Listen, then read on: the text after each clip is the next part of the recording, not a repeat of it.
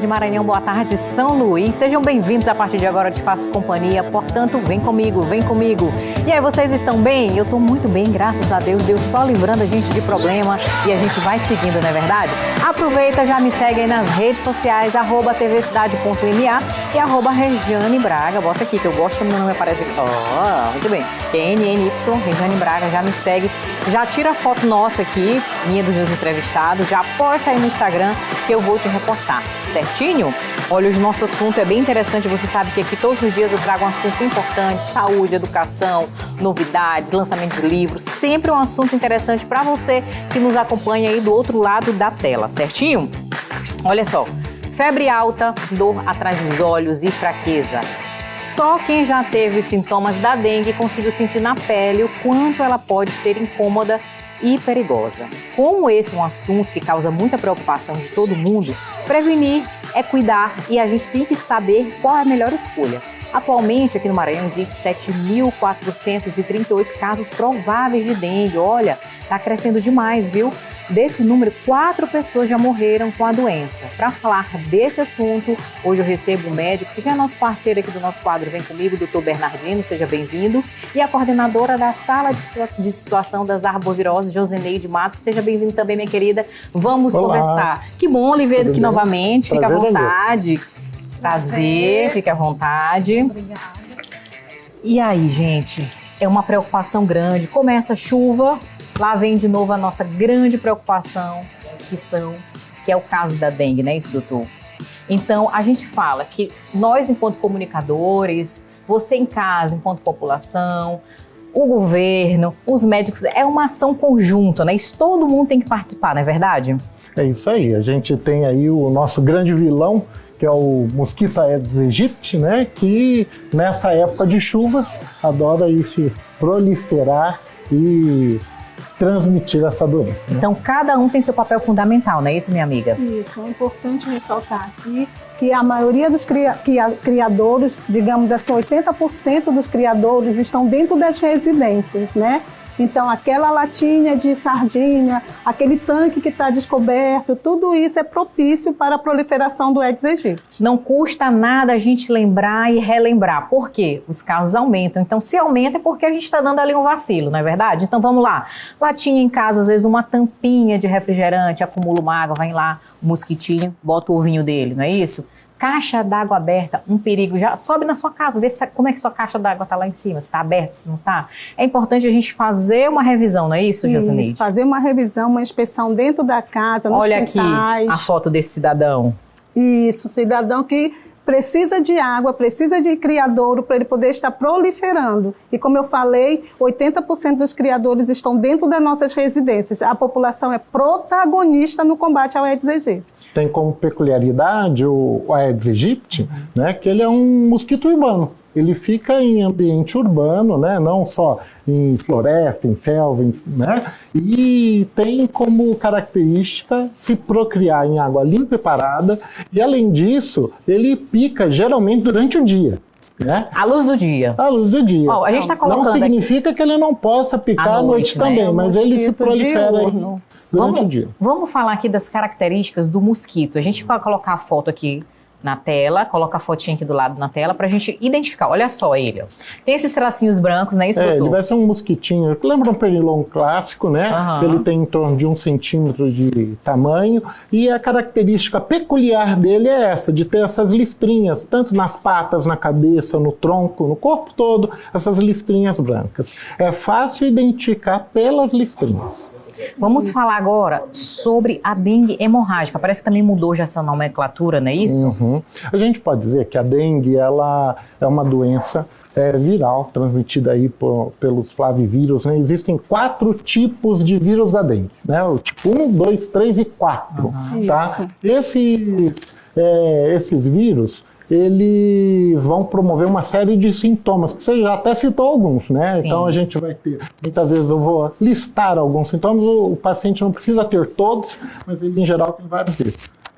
Cefaleia, dor de cabeça, dor retroorbitária, que é atrás do olho, boca seca, náuseas, vômitos, dor abdominal, o xixi fica escuro por causa da desidratação, fica concentrado, febre, calafrios, podem surgir manchinhas vermelhas pelo corpo, eritema, petecas, o paciente pode ter coceira também e muita dor muscular e nas articulações. Essas são as características da dengue, né?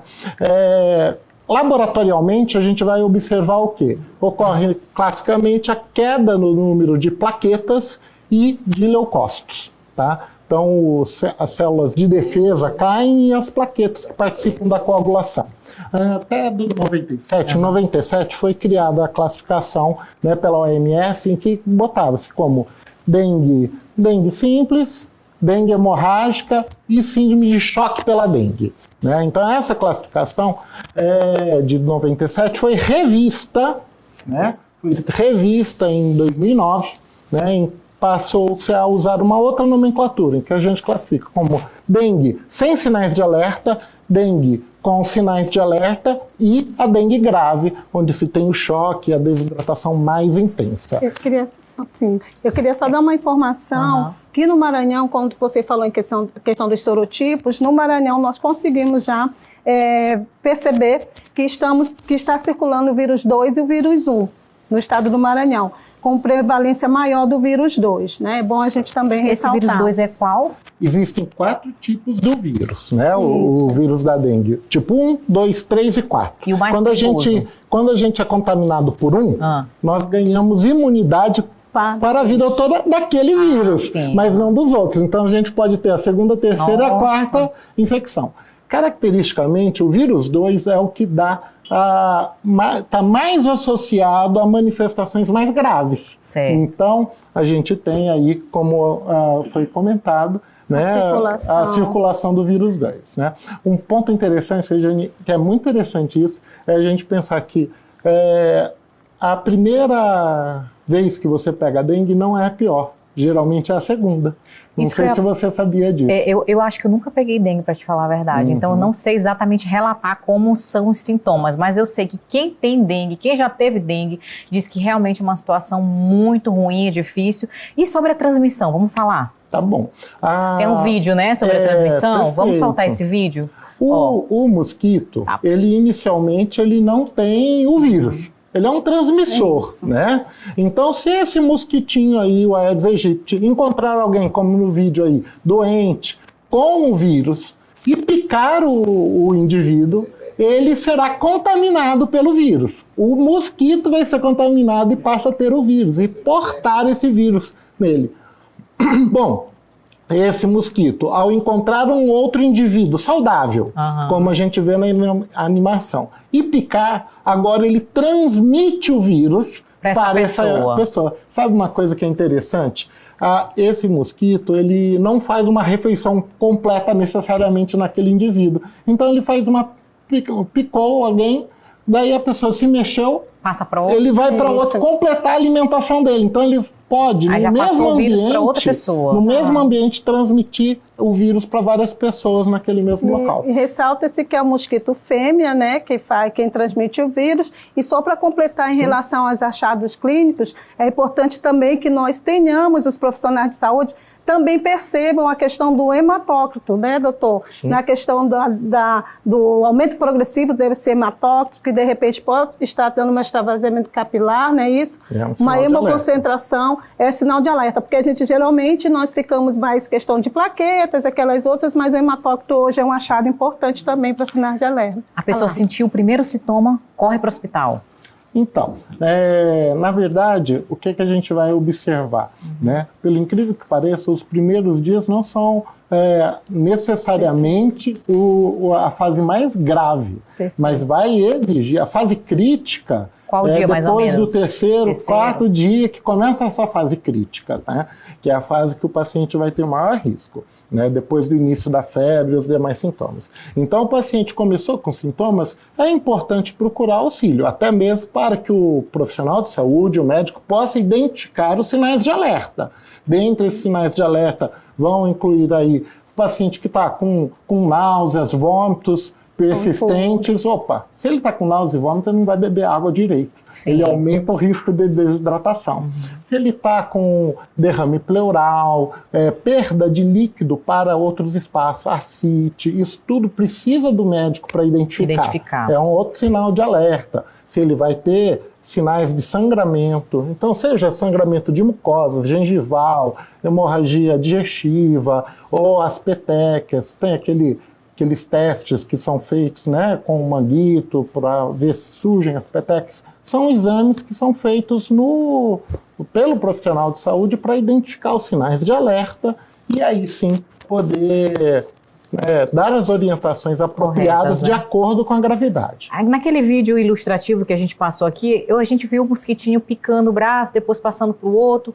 Aqueles repelentes que vendem na farmácia, tem efeito? Interessante essa colocação. É interessante a gente pensar o seguinte, a gente tem uma abordagem múltipla para a dengue, né? A gente tem o tratamento da dengue, que vai ser baseado predominantemente na hidratação e sintomáticos e pesquisa aí das complicações, mas a gente tem que prevenir. Prevenir não só tirando o ambiente de multiplicação do vírus, mas também tentando evitar que aquele paciente doente transmita para outros mosquitos. Então você pode pensar o seguinte, se eu tenho alguém em casa doente com dengue, eu posso usar o repelente naquele indivíduo para que o mosquito não pouse nele, não pique o doente e pique você que está saudável. Você pode usar o repelente em você também, para que caso venha algum mosquito e pique o indivíduo doente, não pique você. Então o repelente é apropriado, o uso de mosquiteiros em ambiente que tem muito é apropriado. A política de tirar a água limpa e parado do ambiente é extremamente importante. Que é onde ele vai se reproduzir, né, no caso. Pode-se utilizar também camisas com mangas longas, calças compridas, né? Todas essas são medidas preventivas, como o doutor falou, que são as mais importantes, né? As medidas preventivas sempre são mais importantes, como foi dito por todos nós. Além disso, em relação a você sentir até os sintomas, é você evitar a automedicação, né? Procurar assistência, evitar a automedicação. É um perigo, né? É um perigo porque você pode tomar um medicamento que vai... Existem alguns... Correr o risco de... antitérmicos, por exemplo, que não são apropriados, né? Medicações que a gente usa para dor... e febre que não são apropriadas. O ideal é a gente tratar a febre nessas arboviroses, né, com o paracetamol ou dipirona, não usar salicilatos, que é o AS, né, a aspirina, né, ou medicamentos, às vezes antigripais, que contenham a aspirina, ou outros anti-inflamatórios não esteroidais, porque essas medicações, elas pioram a função de coagulação ali das plaquetas.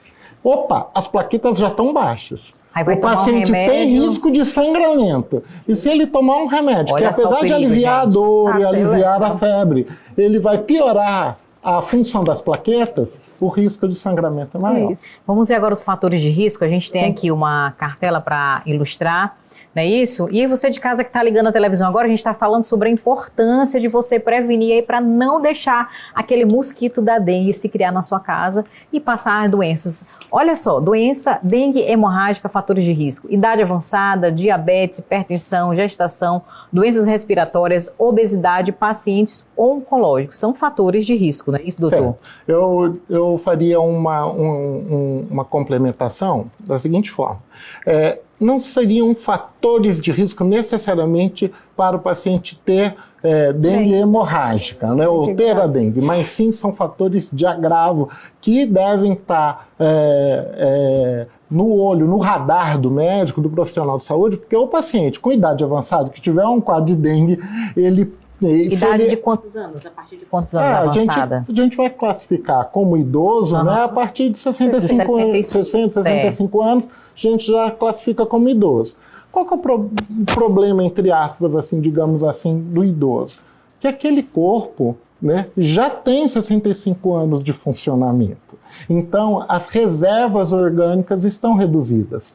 A musculatura não é mais a mesma, o coração já não é mais o mesmo, os pulmões não são os mesmos, os rins não são os mesmos. Então, o paciente não tem a mesma capacidade de resposta que uma pessoa mais jovem, exatamente, como um equipamento. Sim. Né? Um equipamento que você tem, um equipamento novinho, ele tem uma resistência maior do que um equipamento que já tenha mais tempo de uso. A mesma coisa acontece no nosso corpo. Por isso que a gente tem que ter hábitos saudáveis, né? Verdade. Para a gente preservar o nosso corpo e garantir maior durabilidade. Diabetes e hipertensão entram na mesma pegada. Opa, são doenças crônicas que gastam as nossas reservas. O diabetes vai levando a danos vasculares, né? E aí acaba tendo insuficiência renal, problema vascular periférico, dano cardíaco, neurológico, ocular. E esse conjunto de fragilidades, junto com a dengue, aumenta o risco para esse paciente. Mesma pegada da hipertensão.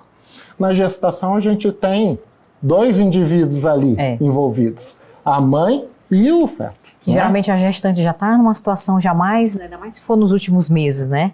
Exatamente. Tem as peculiaridades da gestação. E a dengue não aumenta o risco de sangramentos? Passa para a criança? A mãe está gestante, o bebê pega a dengue também? Não, só a mãe mesmo, né? Os estudos falam em relação a doença Zika, né, que é também transmitido pelo Aedes aegypti. Se a gente bem lembrar, quando nós tivemos o surgimento do vírus da Zika, muitas crianças nasceram com doenças neuroinvasivas, como a microcefalia. Sim. Então é necessário que nós também tenhamos cuidado com esse mosquito, porque além de ele transmitir os 4 sorotipos da dengue, ele transmite também chikungunya e Zika. Esse já é um outro mosquito? É o mesmo mosquito, o Aedes aegypti, que transmite essas 3 arboviroses. Nossa. Agora eu só queria complementar também, doutor, em relação às crianças, né? As crianças tornam-se um fator de risco porque as crianças geralmente apresentam sintomas inespecíficos. Que são esses sintomas inespecíficos? Que não são aqueles sintomas que nós estamos acostumados a dizer que são sintomas de dengue, como febre, mialgia, cefaleia. A criança geralmente, quando vai apresentar esses sintomas, ela já começa a ter vômitos, episódios de vômitos, episódios de tontura. Isso já significa que a criança pode estar no estado já grave da doença. Então, a criança é uma população que nós temos que ficar bem atentos pela questão de não associarmos a dengue com sintomas inespecíficos. Outra coisa importante ressaltar, doutor, com licença, é em relação à gravidade, quando a febre está defervescendo, que a gente pensa assim, a febre está indo embora, no costume popular nós estamos ficando bons, né, porque a febre está indo embora. Acha que está ficando aí bom. É que podem surgir, né, doutor? Está entrando na fase, muitas vezes, na fase crítica. Isso. Né? A febre é muito frequente na fase inicial da dengue. E a fase crítica, muitas vezes o paciente já está defervescendo e está entrando na fase crítica. É importante pensarmos o seguinte, o problema da dengue não é tanto o risco de sangramento, mas é o extravasamento de líquido. Isso. Há uma alteração na permeabilidade, digamos assim. O sangue tem células e uma série de elementos, nutrientes, água e tal. E proteínas que estão ali no sangue. Os vasos, eles têm uma permeabilidade, que é uma capacidade de deixar passar um pouquinho desse líquido para o tecido, para nutrir o tecido. Certo. Na dengue, essa permeabilidade, imagine como se fosse o vaso, ele abre os poros e o líquido do sangue vai para fora dos vasos. Nossa. E é isso que causa o choque, a instabilidade, o risco maior para o paciente. Só para finalizar, que nosso tempo já está aqui corridão, como é que está o atendimento na rede pública? Pois é, o governo do Estado do Maranhão, através da Secretaria de Estado da Saúde, está apoiando os municípios, né? Nesse momento. Nós instituímos a sala de situação de dengue, justamente para a gente estar dando esse apoio. Fazemos o compilado da situação epidemiológica do Estado e orientando os municípios quanto ao estadiamento do paciente, ao manejo clínico, que é muito importante, né? A partir do momento que o paciente adentra no hospital em relação à hidratação, na unidade básica, os sais de reidratação. Então, todas essas orientações estão sendo repassadas para os municípios. Pronto. Quero agradecer a presença de vocês dois, doutor Bernardino, que já aqui, nosso super convidado sempre, e minha amiga Joseneide, que nos esclareceu muito sobre o assunto. Quer deixar seu Instagram? Meu Instagram é dr_Bernardino. Bernardino. Uma mensagem final que eu gostaria de dizer. Caso você tenha dengue ou sintomas semelhantes, não deixe de se hidratar bem. Hidratar bem nessa fase aguda significa beber em torno, uma pessoa de 70 quilos, beber em torno de 4 litros, 4 litros e meio de líquido, entendeu? Então é bastante, é isso que vai mudar a sua vida. Pronto, quero agradecer a você que me assistiu hoje aqui em mais um quadro Vem Comigo. Amanhã mais um assunto interessante para você. Adoro sua companhia do outro lado e cuide-se, Deus te ama. Beijo, até amanhã se Deus quiser. Tchau, tchau.